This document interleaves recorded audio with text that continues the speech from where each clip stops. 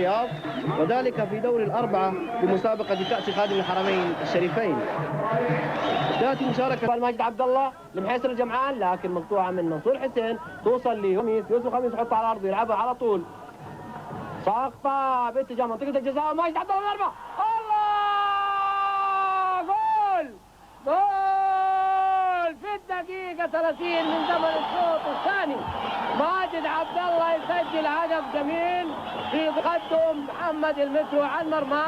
لعبها ماجد بعد ما طلع فوق وسددها براسه بحلق المرمى، تعدي من خلف محمد المترو كهدف اول في الدقيقة 30 من زمن الشوط الثاني.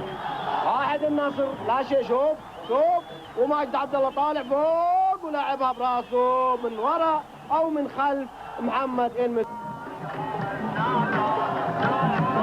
وبيرجع عبد الله رشود للعد القانوني 10 ياردة. يوسف خميس حينفذ، يلعبها ساقطة، جاء المرمى سجل باديري في الهدف الثاني للنصر في الدقيقة 4 من زمن الشوط الأول الإضافي. بادر ريفي لعب كورة جميلة براسه على يسار محمد المترو، تعلن الهدف الثاني لنادي النصر.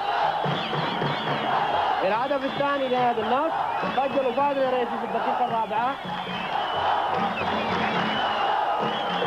لكن حصل منه فهد المسعود لعبها باتجاه محيسن الجمعان، ماشي فهد المسعود لعبها لمحيسن الجمعان، لعبها وصدت المرمى، هدف يسجل محيسن الجمعان في الدقيقة 5 من الشوط الثاني الإضافي. الهدف الثالث لنادي النصر، يسجله محيسن الجمعان في الدقيقة 5 من الشوط الثاني الإضافي.